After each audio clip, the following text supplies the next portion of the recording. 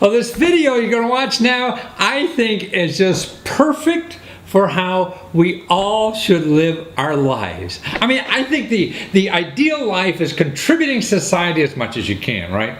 But we all have to live, we all have to eat, we all have to have clothes on our back and stuff like that, So we need money, somehow to do that. And most people that want to do that kind of work, what they do is they go and beg, become a nonprofit organization, like NPR, begging for money all the time. Well, here is a religious group that is poverty. They take a vow of poverty, so they have no money, but they're using capitalism, just like the Girl Scouts use capitalism and sell you cookies, right? So they can do the good work that they want to do. Well, here's monks in an abbey that are using capitalism. And listen to the kind of capitalism they're using to do their good works. Because see, the monks, what they do, they help nonprofits and they take care of the underprivileged and things like that. But they need money to do that, right? So they're using capitalism. And the way they're using capitalism is making beer. That's right. So they're beer-making monks. And they got this wonderful brand, of making beer. And what a life. So you use capitalism to get the income you need in order to do good. Because if the monks don't get money somewhere, so instead of begging and passing the hat and all that kind of stuff, and they're providing something that the society will pay for, good beer. And they get money from that to do their good works, So that's all of us. I mean, to me, the ideal life is contributing. You're contributing something to society. But a lot of times that contribution isn't, worthy of getting paid. And people don't pay for that or something. So what you have to do, or the people you want to help don't have money to pay. So you have to survive somehow in a capitalist society that we live in to be able to continue doing that work.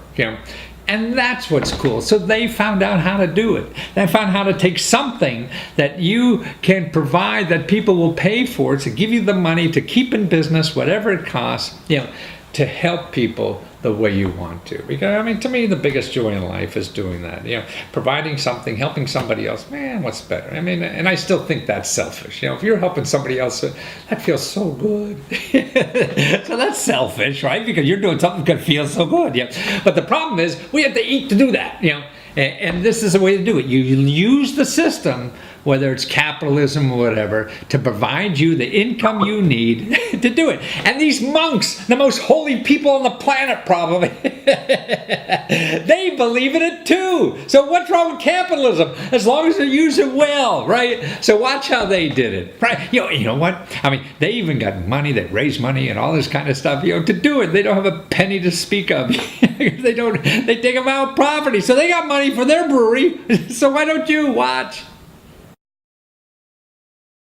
Well, Brother Isaac with the Spencer Brewery, but more importantly, you're with St. Joseph's Abbey, and you're a Travis Monk. Became an entrepreneur. You guys have started this brewery, to really finance your good works and yourself. You're the ultimate entrepreneur, doing good and making money. But you're making money so you can do more good, aren't you? Yeah, that's the idea. Well then, now you had a little business earlier, just doing jams and jellies, right, for a while, and that supported you guys. Right. So we did that. We've been doing that for 60 years. Wow, 60 years of jams and jellies, and now who got the beer bug in them? That's like a yuppie in New York City or something, not a Trappist monk, or about beer. So back in the 70s, there was the first wave of the craft beer movement, and one of the brothers, who was a student at that time, got very interested in beer, learned about Trappist monks in Belgium brewing some brewing world-class beers. So when he joined the monastery some years later, he came with the idea that monks ought to be brewing beer even in Spencer, Massachusetts. It's just that it took 20 years for his idea to get some traction with us. Well, but you really handled it like an entrepreneur. You did a business plan, you worked on the idea, you went around to the other breweries in Europe and found out how this is really done and put together something, and then went to a normal bank even to get money, right? You went to a normal bank. Yeah. I mean, you did sit home and pray for the money, right? You had to go out and. Well, we did both. We went to the bank and we said prayers that they would be.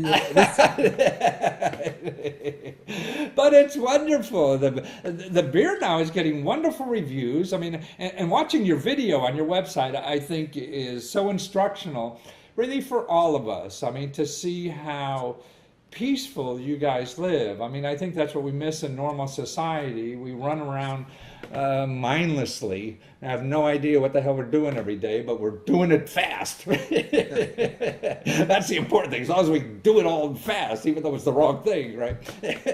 And to get a feel through your video how everything you do during the day seems so mindful, you know, and you can contribute so much more, it seems, into society by being mindful. Look at, you're going to make great beer for all of us. So we hope some of the peace of the place is in the beer. Yeah. And with the beer, you know, I don't want to overdo it, but in some way, you know, you get with the whole experience of sharing the beer with a significant other person, that, you know, it is an experience that builds relationship, and there's some peace and harmony that is augmented by sharing this delicious beverage. Well, but it's not that. I mean, like anything. I mean, if I put my heart into something, you know that's going to be better. You know, if I'm working just for, you know, the dollar for the landlord or whatever, you know, who knows how much heart is there, and then that sort of loses part of your life, I think, of having that connection, that you're really involved in something. So everyone making that beer, man, are monks. They're living for this. They're going to do it for the rest of their life. You know, right there in their heart is so much in it like nowhere else. Yeah, that's true. You know, one of the reasons that we're doing this is that many people who visit the monastery in person. So you can visit on the video like yourself, right, or you can visit in person.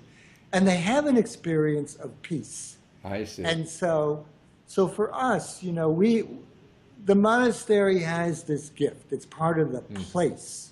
And we live here, and it's our turn to receive it, to hold it, and to hand it on. So by getting into this little business project, we're hoping that, you know, we're sufficiently successful that the monastic life can continue here for a long time, and that the very interesting and diverse kinds of people and groups of people who visit here, the monastery will continue to be there as this kind of little anchor in a very busy world where they say, here's, like, you know, here's my spiritual base, or here's my home base where I can go, or mentally go, or digitally visit, and it renews that sense of peace. Yeah. And also, it seems to me, I mean, I grew up Catholic, but it seems like you're really a-religious. I mean, it seems more, I mean, it doesn't, you're above an organized religion, it seems to me, at least in my mind. You know, I mean, you're Christian, obviously, but it doesn't matter, right? I mean, for us, see, we would see ourselves as, like, you know, we're at the basement level. You know, that the ground, the various manifestations of organized religion, because, you know, Trappist monastery, you know, we're a minority within the church, but we're really base. We're a foundational sort of level. That's what I sort of feel. And we're at ease with all of that. We realize that it's a big church, and it's a very diverse group of people that are members in all sorts of different ways, extended, former, tenuous, moving. But you have like 70 people living in the monastery. Is that how many? Yeah, we have 62 members right now. 62 members. And you also, I mean, you're growing all the, you know, ingredients for your beer right on site too, aren't you? So, well, we two ingredients are on site. So one, we have, we drilled a new well for this brewery. Oh. So there's, we're local water. So we're sitting, the water is really important. You know, beer is primarily water. So I see it a lot, yeah. So 18,000 years ago, there was the glacier here, and it created a big aquifer under us. Wow. So we're drawing on that water for the beer. So that's a primary ingredient. And then, as an experiment, we do have an experimental barley field, a 10-acre barley field. We're working with the University of Massachusetts to try to learn how to grow brewing quality barley here. Wow. So we're in process. Plus, we need more ingredients than what we can grow. So Right, I buying understand. Right.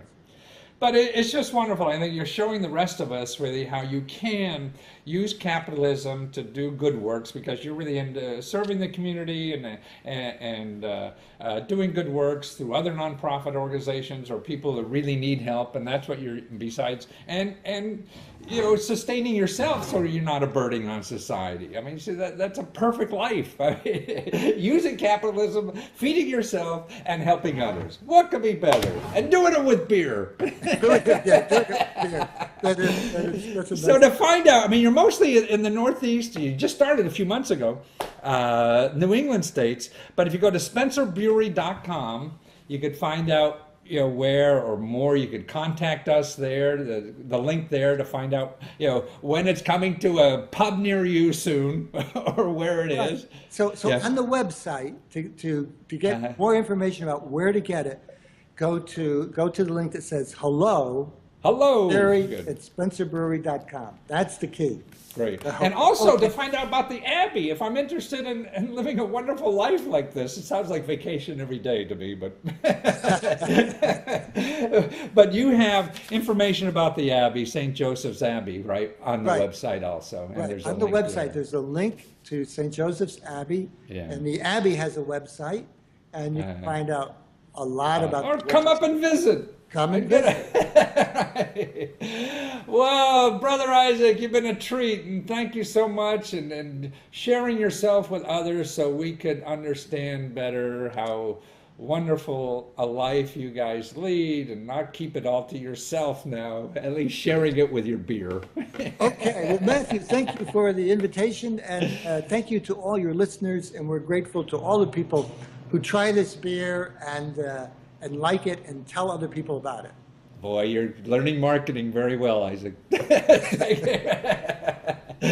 care. Okay. Thank you. Okay, bye-bye now.